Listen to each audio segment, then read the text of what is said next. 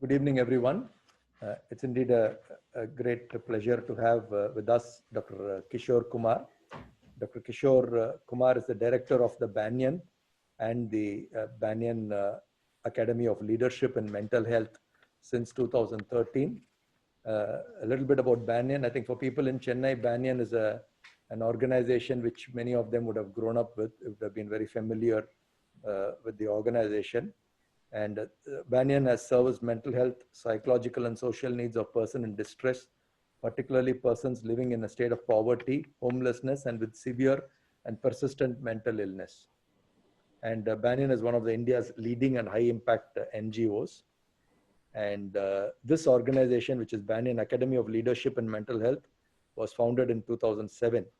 So coming to Dr. KV Kishore Kumar, he was a senior psychiatrist at the National Institute of Mental Health and Neurosciences, NIMHANS, Bangalore, for more than 25 years. He has served as an advisor to the Indian government in developing a policy for prevention of corporal punishment and providing relief centers for the homeless. So we are very happy and thankful that he had agreed to our invitation and to be part of this deliberation. I request Dr. Kishore Kumar to share and enlighten us on how do we become resilient during times like this.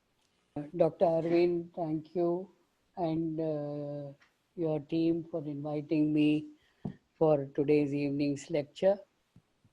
All of you surgeons, people who restore vision to look at the world, wanted me to come and talk about how we can open our minds to understand how we can deal with the present situation. So thank you very much for this wonderful opportunity.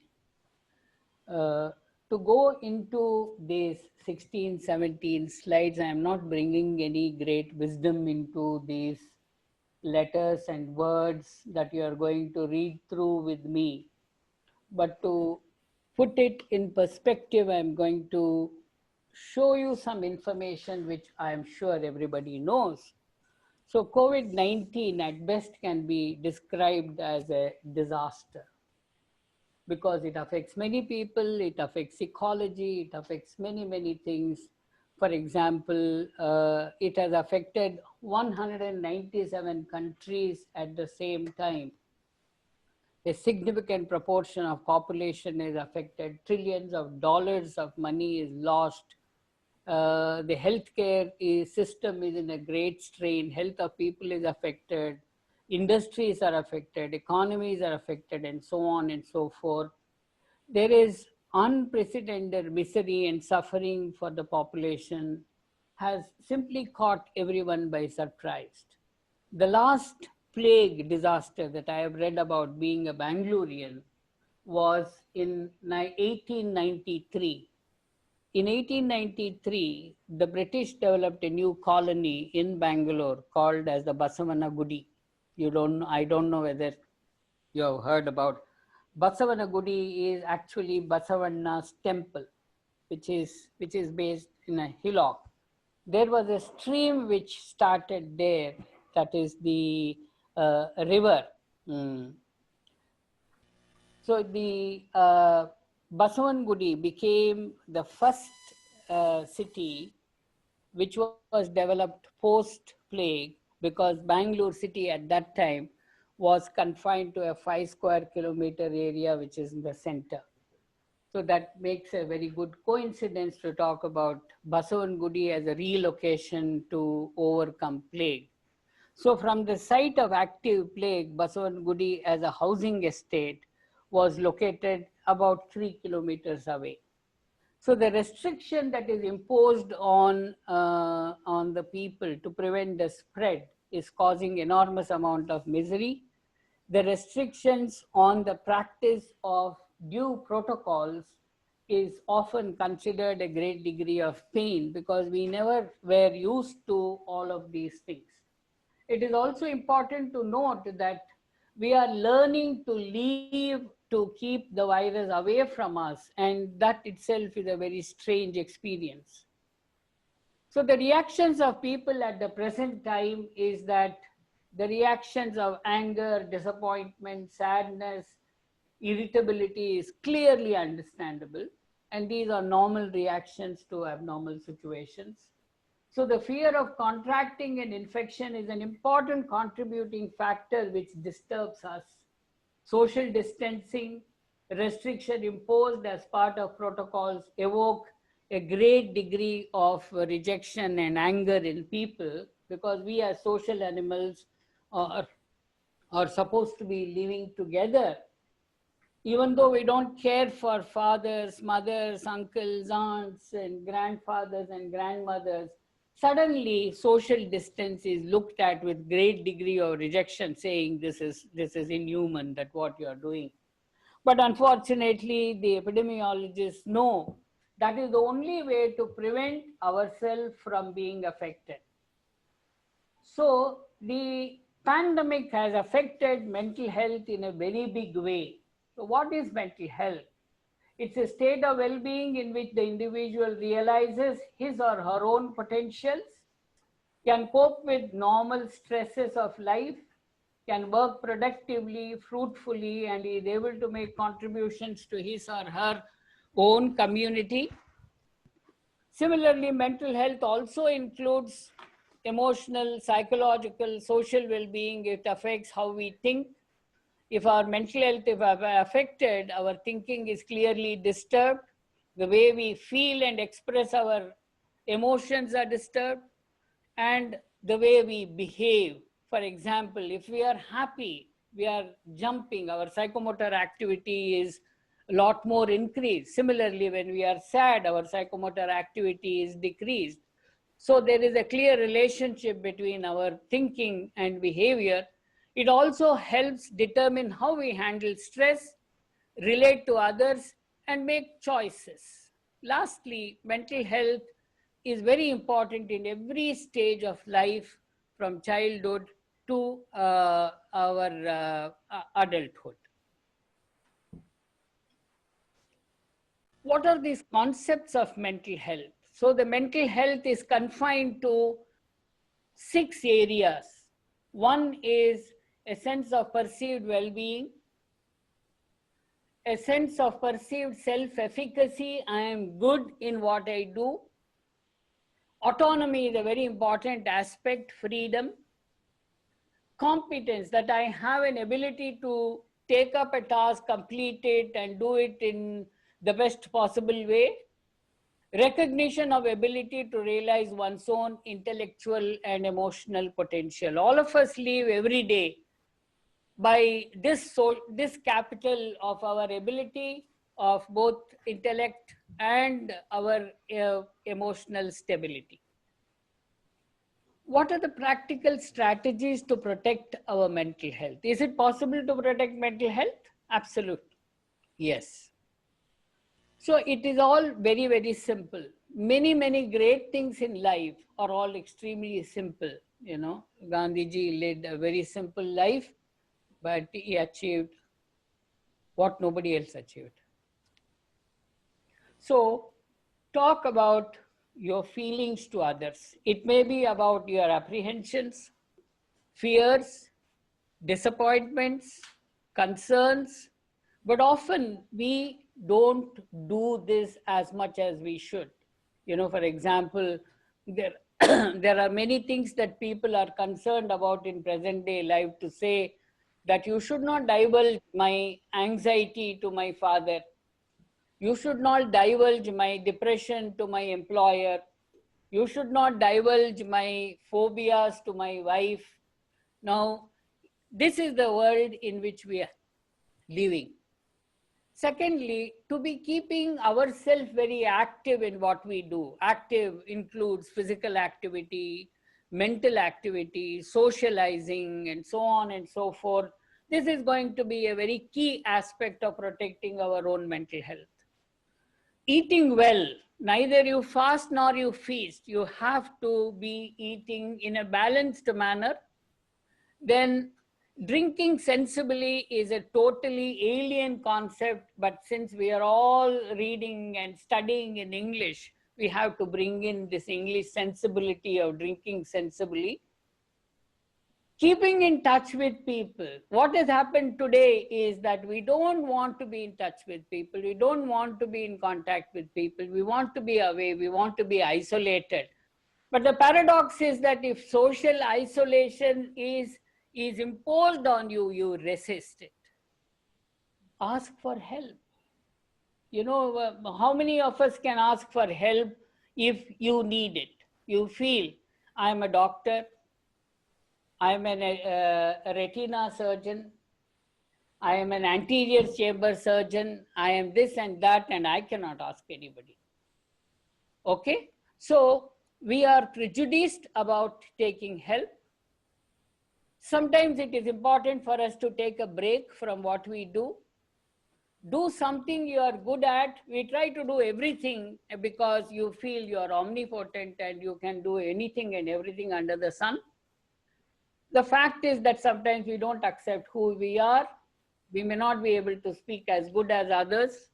We may not be doing so many things like others, yet we don't want to accept. It is important for caring for others. Caring liberates oxytocin, which gives you joy. There is a lot of research that is conducted in the last 2 decades that if you are providing this kind of support for others, then it may be useful. What is the new reality that was unanticipated that we are experiencing today? What is the new reality? The new reality is to cope with the pandemic, to face with all these difficulties, you are to be working from home.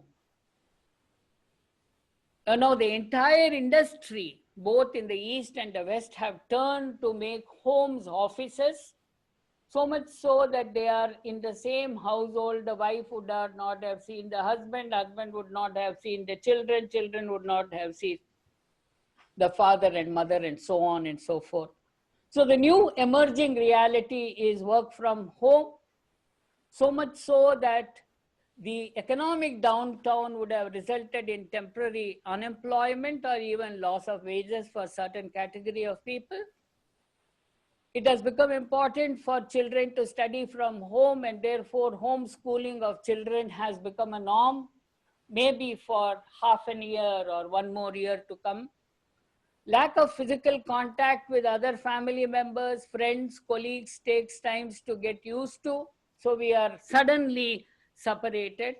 Adapting a lifestyle change such as these and managing the fears of contracting the virus and worry about people close to us who are particularly vulnerable or challenging for all of us in some ways, yes. They can be particularly difficult for people with mental health conditions because people with mental health conditions are not able to cope with this situation very, very well. So, taking care of ourselves and others, is there any particular way?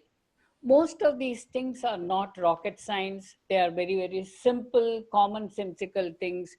But unfortunately, what is not done is the simple and the commonsensical thing. We do everything except the simple ones.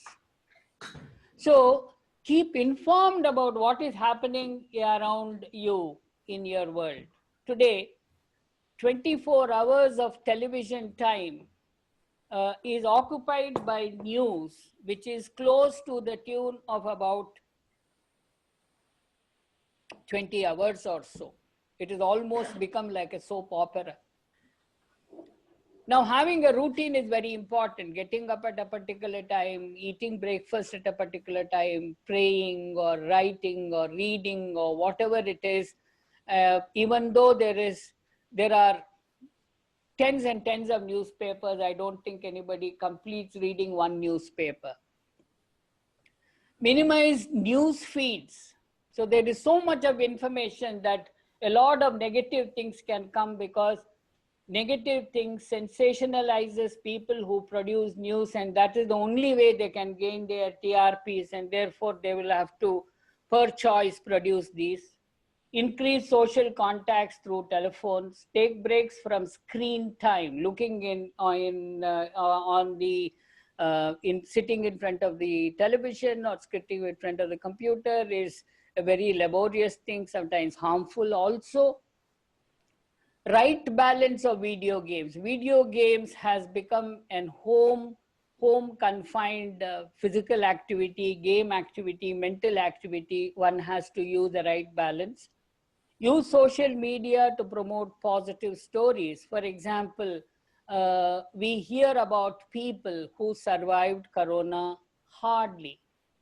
But we also hear about people who have gone through so many difficulties circumventing the system, the kind of difficulties that existed in the government hospitals and so on and so forth. When so many people have survived and successfully overcome Corona, we don't talk about those stories. It is important for people to talk about those stories, extend help to the needy in the community.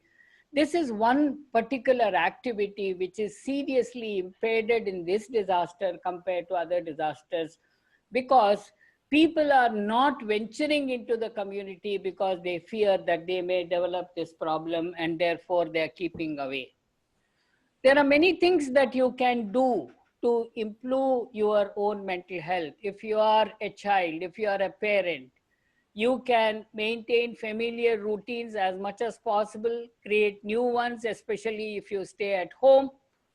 Discuss new coronavirus with your children in an honest manner, using age appropriate language. I don't know how many of us do.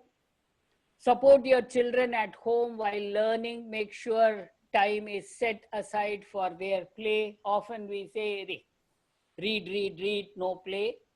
Help children find positive ways of express feelings such as fear, sadness. For example, they can represent their fear in the form of a diagram. They can express their fear in the form of a story rather than being confined to a room. Sometimes engaging in creative activities such as playing or drawing can help you in this process.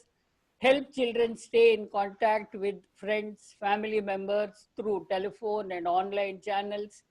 Make sure that your children have time away from the screens every day and spend time off activities. Do something creative, for example, draw a picture, write a poem, build something. I have come across in the last 3 months, because for close to 52 days, I spent, as soon as the lockdown started, I told myself that as the leader of the team, I have to be in the hospital. There is no big deal by saying you come. I had to lead the way. And in this entire process, I found there is so much of creativity in people which started manifesting. And often those people who produce these things were not aware that I was capable of all these things.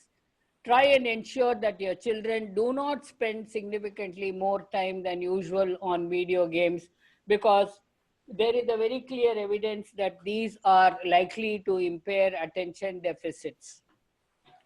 Elderly people are part of our ecosystem, and it is important for us to keep in contact with them, develop routines for them, learn simple daily exercises at home for them, find out how to get practical help, like calling a taxi, having a food, asking for medical help.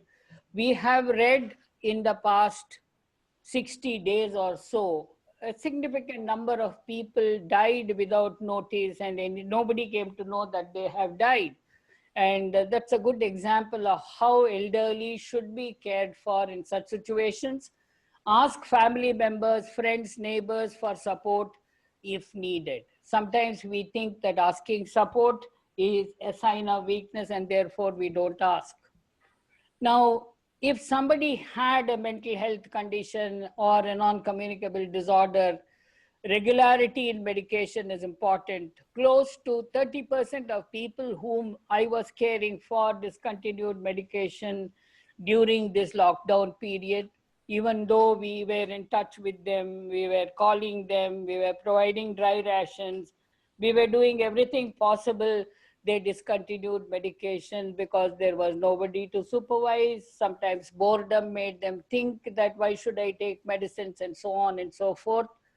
Ensure that medication is stocked. Many people develop relapses because they did not stock their medicines. Keep in touch with people who care for you and know you can contact them for support if you need with respect to mental health, and in case if mental health declines. For example, if somebody develops depression, somebody develops anxiety, or somebody develops exacerbation of psychotic symptoms, or if memory disturbances increase, if the lighting that is there in that house was in fact less. There was a person who said, every day my father gets agitated after 6 p.m. in the evening. I don't know what is the problem. I said, what kind of lighting does he have? There is no lighting at all. You say, please light his room up. If I light his room up, will he be able to sleep?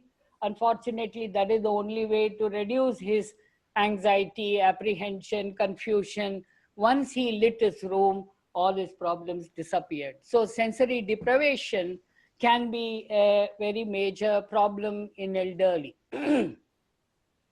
So what is resilience? Resilience is bringing back to your normal self as soon as possible.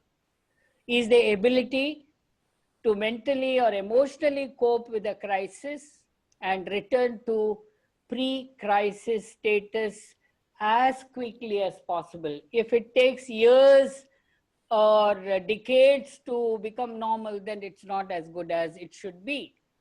Resilience exists when a person uses mental processes, that is, he thinks, understands, gives logic, behaviors in promoting personal assets and protecting self from potentially negative effects of stress. For example, every stress reaction liberates so much of cortisol in our body. And if you say that I need to have a full meal, I will eat a lot of food, you're putting so much energy which you cannot actually diverse. So that behavior change is a good example of how you can regulate yourself. In simpler terms, psychological resilience exists in people who develop psychological, that is thinking, feeling dimension, behavioral capabilities that allows them to remain calm during a crisis and chaos and move on from the incident without long-term negative consequences.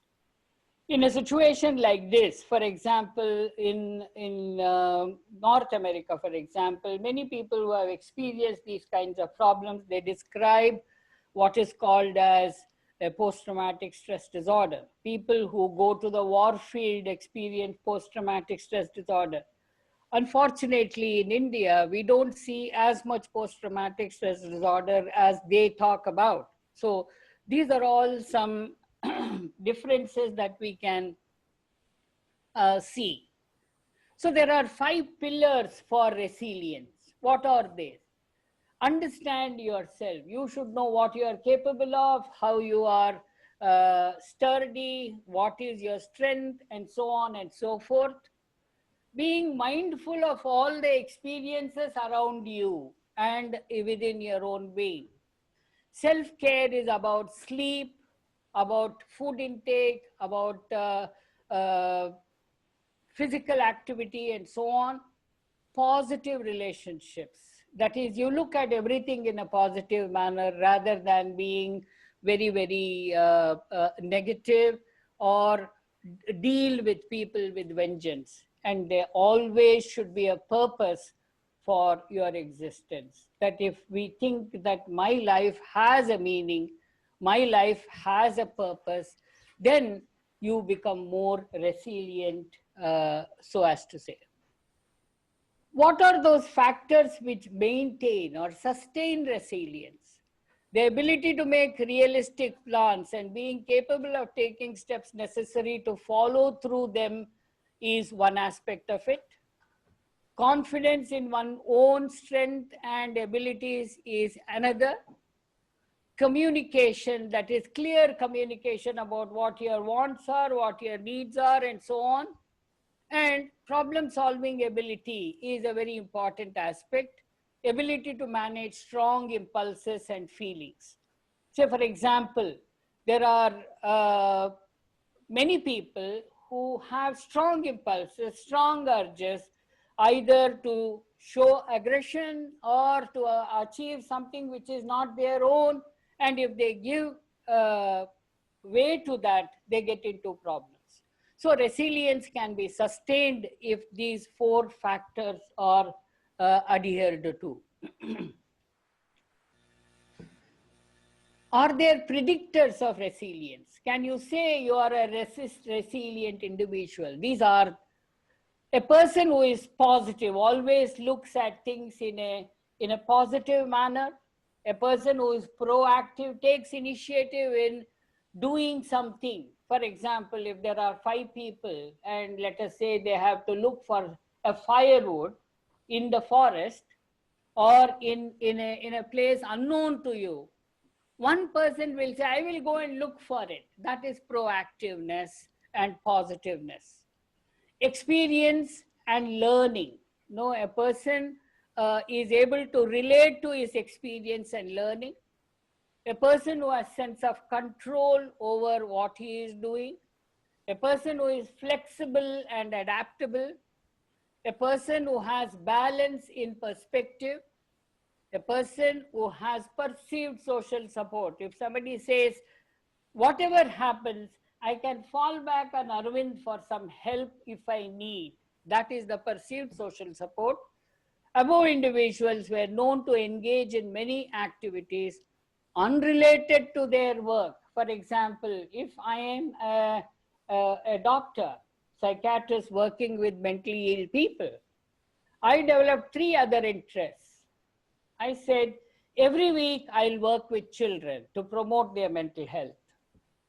So I worked with school system to promote mental health of children. And the promoting mental health of children is completely different from clinical practice of mental health. So since I was doing it every week, I look forward for this work at the weekend. And that kind of recharged my batteries, because mental health is a very, very difficult kind of work to do because it is extremely challenging. So do something unrelated to your work, engaging in hobbies, exercising, organizing meetups with friends and loved ones, and so on. The next one is positive emotions has a very, very important value in resilience. So there is significant research that says positive emotions, looking at everything in a positive manner. For example, I failed in an exam. So what happens? Many people will say, I'm useless, therefore I should commit suicide. I failed in an exam, I let my parents down, therefore I commit suicide. Positive emotion is, I may not have done things properly, let me read again. If I lose 6 months or 1 year, there is no big deal. That is positive emotions for you. So there is a lot of relationship between thinking positively and being resilient.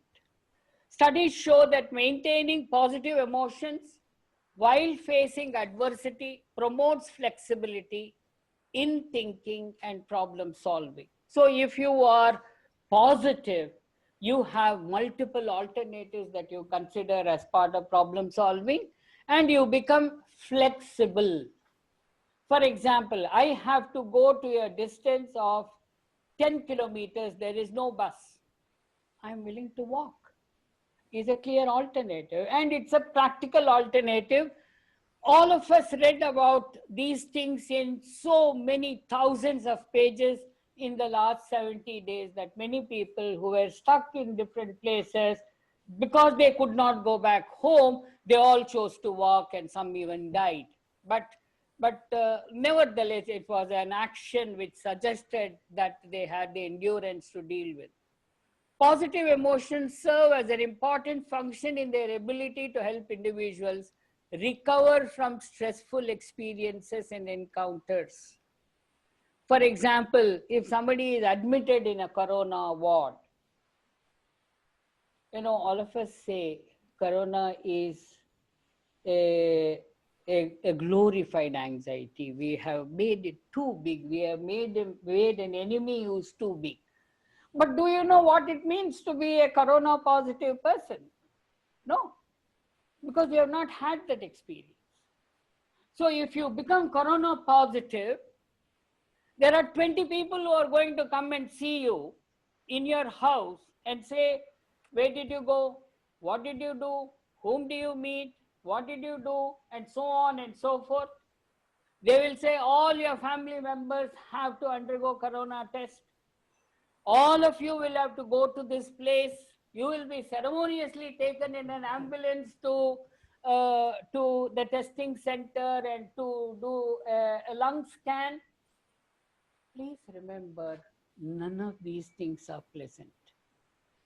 Because the volume of work that is existing here is so much that each one has been doing things beyond his ability.